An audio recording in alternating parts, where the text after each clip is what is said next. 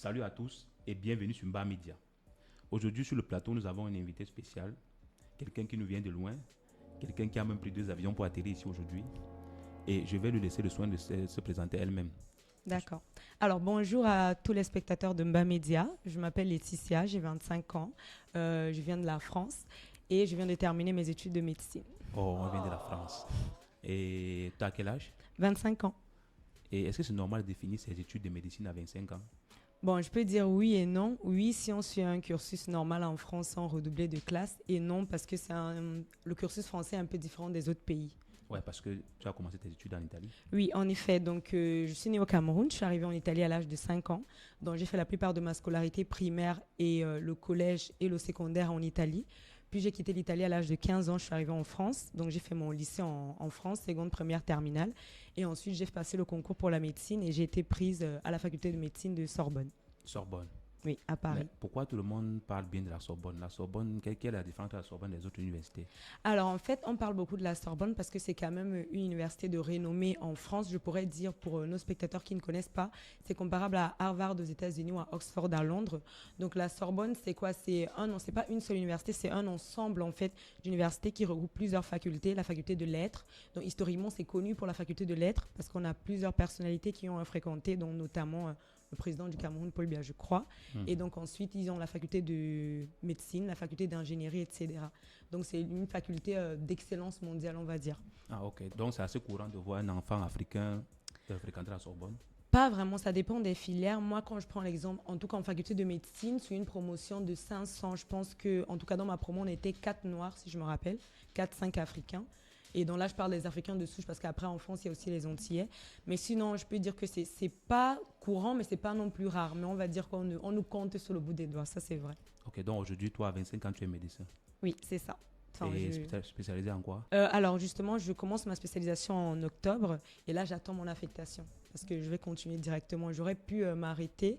Bon, c'est vrai qu'en France, c'est différent de l'Italie. Ici, en Italie, quand on termine la médecine au bout de 6 ans, on est ce qu'on appelle, je crois, médico di base. Ouais. Or, en France, on t'exige à directement entrer en spécialisation pour éviter que les gens commencent à travailler après perdre la volonté de continuer. Bon, de base, moi, j'avais déjà prévu continuer. Et tu vas te spécialiser en quoi précisément? J'ai plusieurs idées, donc bon, je dirais que j'ai 3 idées en tête principalement, soit la cardiologie pour le cœur, soit l'anesthésie ou éventuellement la gastrologie pour tout ce qui est intestin. Donc j'hésite entre les 3 et normalement je vais être affectée d'ici octobre dans l'une des 3. Et as-tu eu des difficultés à t'adapter en France vu que tu as commencé ton parcours en Italie? Oui, j'ai quand même eu des difficultés parce que je suis arrivée en Italie à l'âge de 5 ans et donc j'ai toujours fait ma scolarité en italien. Il est bien vrai qu'on parlait français à la maison, mais pour tous ceux qui savent le français qu'on parle au Cameroun et le français en France c'est différent et C'est surtout un peu comme ce que je parle là, quoi. Exactement. Donc, et je n'ai jamais eu à écrire en français. Et surtout quand j'arrivais en France, il faut savoir qu'en France, on passe une partie du baccalauréat en classe de première. Donc, quand j'arrive en France, bon, grâce à mes résultats italiens, on m'intègre directement en seconde. On me propose même d'aller en première, mais ayant un peu ces difficultés en français, j'ai préféré rester en seconde, puisque finalement, c'était mon âge. Et après, bon, j'ai réussi quand même à m'intégrer parce que j'ai quand même réussi mon bac avec brio, avec beaucoup d'humilité. Mais du coup, oui, ça a été difficile, mais disons que l'école italienne forme quand même assez bien. Donc, quand je suis arrivée, j'avais des bases solides, on peut dire. Donc, ça s'est bien Et les passé. plus grosses difficultés que tu as eues à la Sorbonne, Alors, concrètement? concrètement, je dirais déjà le concours de première année a été très difficile parce qu'il faut savoir que le concours de première année, en tout cas là je parle pour la Sorbonne parce que en première année en médecine, c'est chaque faculté qui organise son concours. À la Sorbonne, on est 2500 candidats, 2000 pour 200 places en médecine, 200 voire 300. Donc moi par exemple, la première année que j'ai fait mon concours 2 fois, c'est important de le dire parce que ça permet aussi de parler du parcours. J'ai fait mon concours 2 fois. La première fois, j'ai pas été admise à une centaine de places près. Et à la Sorbonne, en tout cas à l'époque où je passais mon concours, il y avait la possibilité, si tu étais à un certain rang, disons dans les 500 premiers, tu pouvais refaire la deuxième année. Dans la deuxième année, je l'ai fait. Heureusement, j'ai réussi. Donc j'étais dans les 200 premiers. Donc je dirais que c'était l'année la plus difficile pour moi. Ok. Et aujourd'hui, comment tu te sens? Du fait que tu as fréquenté à la Sorbonne, tu te sens un peu différent des autres personnes ou bien c'est normal pour toi? Alors, à vrai dire, honnêtement, c'est normal. C'est vrai que c'est plutôt les autres qui ont tendance à mettre ça en exergue. Et c'est vrai que parfois, on peut penser que je sous-estime ça ou bien que je prends ça à la légère. Mais c'est vrai qu'une fois qu'on arrive à la Sorbonne, comme on est tellement entouré de personnes brillantes, finalement, on simplifie la chose. J'ai envie de dire, pour nous, ça devient normal. Mais heureusement, je pense que je suis entourée de ma famille, de mes proches, dont même Sergio, qui sont à chaque fois en train de te dire, non, mais ce que tu as fait est grandiose. Mais sinon, en tant que personne, pour moi, j'ai fait université comme tout le monde, en fait. Non, il ne faut plus dire ça. Il ne faut plus dire ça parce que sûrement tu étais assis à la table ou même Paul Biya était assis avant. Donc tu ne dois pas simplifier ça comme ça. Ça c'est même la Sorbonne. Ouais. Ok, tu es pour ou contre l'infidélité? Je pense pas qu'il y ait quelqu'un qui soit pour l'infidélité. Tu es sûr? Sûr, oui. Ah, moi, je suis pour, je ne sais pas. Oui, bon, tu es pour parce que tu trouves tes avantages, mais je pense que homme comme femme, personne n'est pour l'infidélité. Moi, je dis toujours, on est pour tant qu'on ne nous attrape pas. Ok, donc tu ne peux pas pardonner l'infidélité.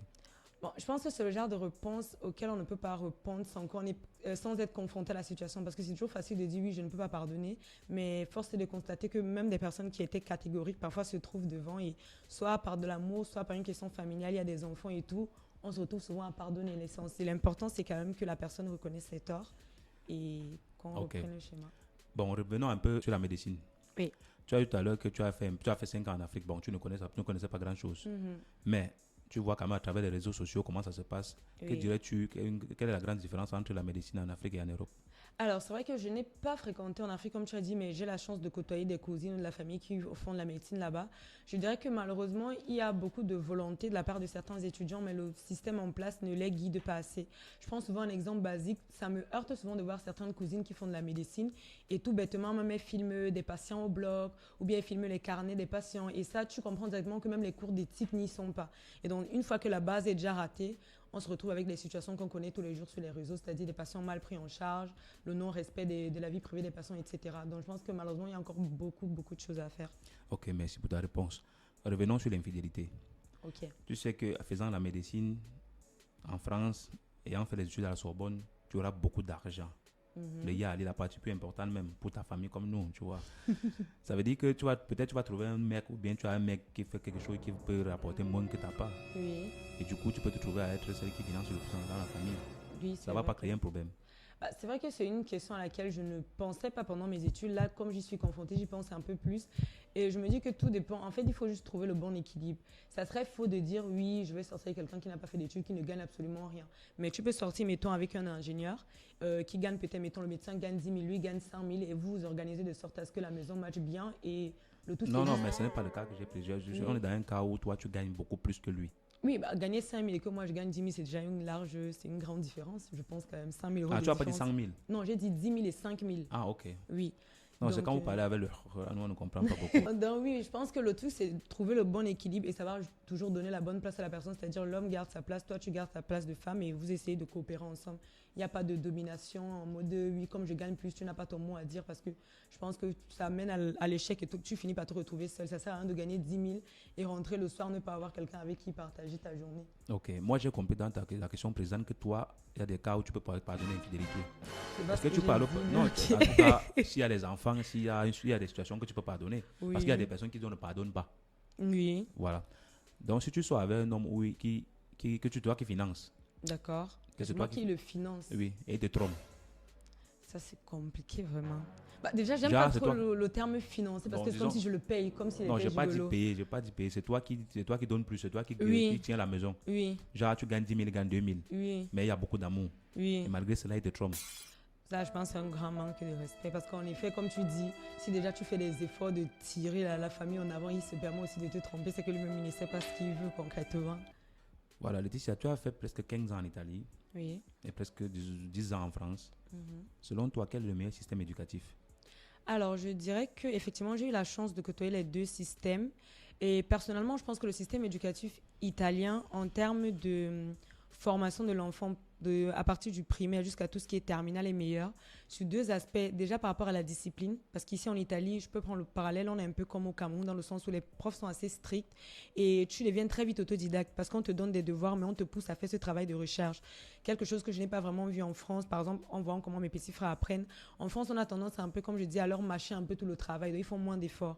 Maintenant, à partir de l'université, je dirais que le système français est très bien parce qu'il axe aussi sur la pratique, chose que quand je compare avec mes amis qui sont ici en Italie, il y a beaucoup plus de théorie. Même mes amis qui font de la médecine, un exemple tout banal, ils font de la théorie pendant presque 5 ans, ils ne font pas beaucoup de stages. Alors qu'en France, on nous intègre les stages, en tout cas à la Sorbonne, dès la 3e année.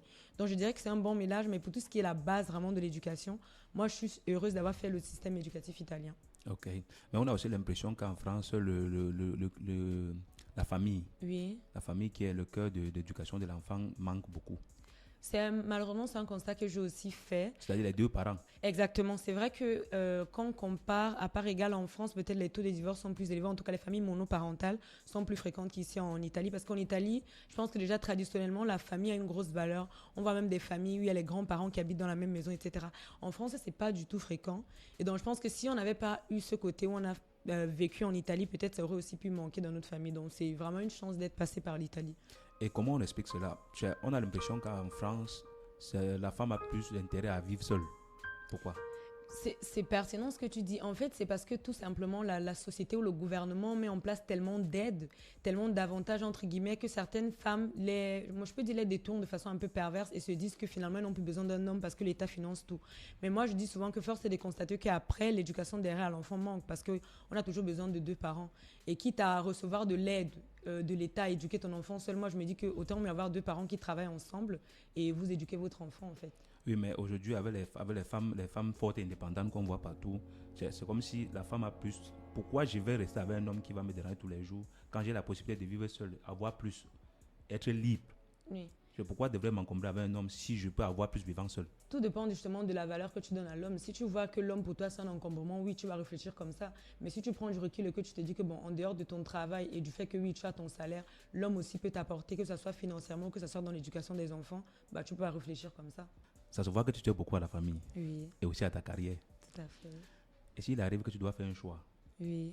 Que par exemple tu dois suivre ton chéri dans un pays bizarre parce qu'on l'a affecté, genre pour sa carrière, et tu dois mettre en début ta carrière pour lui, qu'est-ce que tu ferais? C'est vrai que c'est une question difficile à laquelle j'avais déjà pensé, mais pas réellement. Je pense que tout dépend vraiment du stade de la relation. Là, tu parles de si je suis déjà mariée avec la personne. Ouais, ça, tu es marié, tu vis en couple, tu es marié, en tout cas tu vis avec ton chéri. Oui, parce que moi je dirais qu'il y a deux cas. Dans le cas où il y a les enfants, forcément, vous devez trouver un compromis pour être tous ensemble. Donc je dirais que dans ce cas-là, j'ai la chance de faire un domaine où on trouve du travail partout. Mais non, pas avec le même salaire, certes. Mais du coup, je dirais que si j'ai des enfants, je me sentirais un peu obligée, entre guillemets, mais ça serait un devoir même en tant que maman pour suivre le mari et être avec les enfants. Mais si je suis tout seul, je pense que j'essaierai d'évaluer les opportunités. Je pense aussi que si j'ai la chance d'avoir un mari qui me comprend, lui aussi, il essaiera de trouver le meilleur compromis. Letty, prends position. Bah, c'est compliqué. Il faut prendre position. Ben là, tu es en train de nous dire que j'essaierai. Je t'ai donné deux cas. Non, prends d'abord un cas, là maintenant. Oui, là maintenant, tout de suite. Oui, vous vivez à Paris, par exemple. Oui. Vous êtes dans la même maison, vous n'avez pas d'enfant. Oui. Et lui, il doit être affecté en Afrique. Oui. Et que là-bas, on sait que les salaires ne seront jamais la même chose. Oui. Tu préfères sacrifier ton travail, diminuer ton salaire pour suivre ton chéri, ou bien tu préfères rester en France et puis vivre à moi à distance? Je dirais que je vis en France, je vis à moi à distance parce que je veux gagner beaucoup, ça va mieux. Notre amour va mieux se porter. Vous pouvez prendre les jets privés pour voir. Compris. Ok. Maintenant, tu as parlé de la médecine en Afrique et en Europe. Tu as parlé de comment il y a encore beaucoup à faire en Afrique. Et toi, en tant que médecin, qu'est-ce que tu proposes? Quelles sont les solutions que tu proposes? Qu'est-ce que toi, tu peux apporter pour améliorer cette situation? Alors, moi, je pars du principe, comme j'ai dit tout à l'heure, que je ne me sens pas assez légitime pour dire que je peux apporter une solution. Mais c'est vrai que dans mon projet de carrière, j'envisage vraiment plus tard essayer de faire une clinique ou en tout cas m'installer au pays. C'est pour ça que d'ailleurs, j'ai choisi des domaines comme la cardio, l'anesthésie, parce que j'ai remarqué de par mon entourage que c'est des domaines où il manque beaucoup de prise en charge au pays. Donc, personnellement, mon but n'est pas de faire des grandes études à Sorbonne pour caler juste en Europe parce que, comme on a dit, il y a pêle-mêle de médecins comme moi ici, ça court les rues. Donc, vraiment, pour moi, l'important serait éventuellement demain, mettons dans 10-15 ans, d'aller au pays, faire ma clinique, essayer, si possible, de former aussi d'autres personnes. Je sais que c'est un gros projet, ça demande beaucoup de moyens, mais je suis prête pour ça. Ça, c'est vraiment mon goal ultime, si je peux dire, de ma vie. Mon problème n'est pas la portée du projet. D'accord. Mais le fait qu'il y en a assez. Oui. Mais une fois qu'on ouvre les cliniques, Oui. ça devient la routine. C'est-à-dire, quand quelqu'un arrive, Oui. les prix, comme c'est une clinique privée. D'accord. Je connais quelqu'un qui a été hospitalisé dans une clinique très bien faite par quelqu'un qui a fait des études, qui a fait presque le même parcours que toi. D'accord. Et on payait 300 000 par jour. D'accord. Pour prendre soin de la maman d'un ami. Ok. Tu vois un peu. Donc, ça ne sert pas la même chose. Ça sert pas toujours le même truc. Les riches peuvent venir se soigner là-bas et le problème reste. Oui, non, moi, franchement, je n'envisage pas comme ça. Par exemple, là, j'ai un tonton que je connais très bien qui est au pays, qui a fait ce même plus de projet. Et il a essayé, j'essaie un peu de m'inspirer, j'essaierai de m'inspirer de lui. Il a fait en sorte que ça soit quand même à la portée de tout le monde. Parce que je pense que ce qui est important, il ne faut pas oublier que quand on quitte d'ici, il faut déjà gagner la confiance de par son travail. Ce n'est pas parce qu'on dit qu'on quitte de l'Europe que voilà, tout le monde va venir directement. Donc, je pense que pour un début, j'essaierai de mettre des choses qui sont accessible à tout le monde parce que la base, déjà, quand on fait le serment d'Hippocrate, c'est quand on soigne, c'est pour faire du bien à la personne, et pas nuire. Donc, il ne s'agit pas de faire de l'économie ou venir faire du profit. Maintenant, où je suis d'accord avec toi, c'est que derrière, ça reste quand même un investissement, tu dois gagner. Mais c'est pour ça que je me dis que le mieux serait de faire un 50-50, c'est-à-dire, comme mon oncle l'a fait, il travaille ici en Europe pour le côté, on va dire, pécuniaire. Et quand il part au pays, c'est vraiment pour le côté santé, c'est-à-dire qu'il va apporter un plus aux populations. La plupart des actions, par exemple, qu'il mène et que moi-même j'envisage de mener, c'est dans mon village. Donc, je n'attends pas à ce que ça soit que pour des riches. Le but, c'est que ça soit accessible pour tout le monde. Parce que je peux te dire que même à l'hôpital, quand tu soignes un patient, c'est beaucoup plus gratifiant son merci, sa façon de te regarder parce que tu l'as soigné, que le fait qu'il sorte 500 euros pour te donner. Waouh. Ouais. Letty, sincèrement, avant, avec moi, on pouvait échanger une heure, 2 heures. Mais sans qu'avec toi, on peut même faire 3 jours. Ok. On va devoir me se déplacer pour venir échanger avec toi parce Avec que plaisir. tu as tellement de choses à nous raconter. Oui. Mais je ne peux pas chuter sans te demander de donner un conseil, peut-être aux jeunes, aux personnes qui aimeraient suivre ton parcours, peut-être à 24 ans, être ce que tu es. Et en France, où on dit que non, on ne veut pas envoyer les enfants s'éduquer. À Paris surtout, Oui. où les gens refusent d'aller, comment dire, les gens refusent d'aller là-bas pour leur parcours scolaire. Oui. Et toi, tu es à Paris et tu as fait ce que tu as pu faire. Qu'est-ce que tu peux donner comme conseil? Bah, ce que je peux donner comme conseil, que ce soit aux parents ou aux enfants, c'est déjà d'avoir un bon, comme on dit en italien, nucléo familial, c'est-à-dire une famille solide, c'est-à-dire une éducation déjà de base. Parce que par rapport à ce que tu dis, Paris, c'est une ville où on peut facilement se perdre. Donc, il faut déjà que tu aies une bonne base, que tu saches ce que tu veux. Ça, c'est le côté familial. Maintenant, pour la médecine en tant que telle, s'il y a un mot qui me vient en tête, c'est vraiment la discipline, parce que je sais que c'est une chose avec laquelle moi-même j'avais très du mal. Le tout n'est pas forcément d'étudier comme une bête. Je prends un exemple basique. En première année, je pouvais étudier 10 à 12 heures par jour. Et le fait, ce n'est pas la quantité, mais la qualité. C'est-à-dire que vraiment, il faut se mettre un objectif en tête, quitte à savoir qu'on va perdre des amis, parce que moi, j'ai eu à perdre des amitiés, parce que quand on vous invite 1, 2 fois et que vous dites, oh, je suis de garde ou je dois réviser, bah, tout le monde ne peut pas le comprendre. Donc, c'est vraiment rester focus. Et je sais qu'il y a souvent un élément qui effraie les gens, c'est la durée des études. Moi, j'ai souvent tendance à dire que dans tous les cas, tu auras 30 ans. Autant mieux avoir 30 ans de médecin qu'avoir 30 ans d'être opéraio, comme on dit ici. Spectacle. Voilà. Donc, je dirais vraiment la discipline et le sens du sacrifice. Discipline, c'est vraiment chaque matin, tu fais ton planning. Même si tu révises que 4 heures, il faut que les 4 heures, là, ça soit constant, ça soit tous les jours. Mais se laisser des moments de répit. Parce que moi, j'ai aussi la chance d'avoir des parents assez ouverts. Donc, chaque fois le week-end, j'avais toute la possibilité de rentrer à la maison, m'amuser, etc. Mais je tiens aussi à rappeler qu'un temps, tu as même désinstallé WhatsApp. Oui, et ça c'est vrai. Quand j'ai passé mon cours de spécialisation cette année, j'avais désinstallé WhatsApp parce qu'effectivement, notion de priorité, à un moment, tu vois que en fait, ta journée devient tellement rythmée par tes études que même 30 minutes que tu perds sur les réseaux sociaux, c'est un chapitre que tu peux réviser.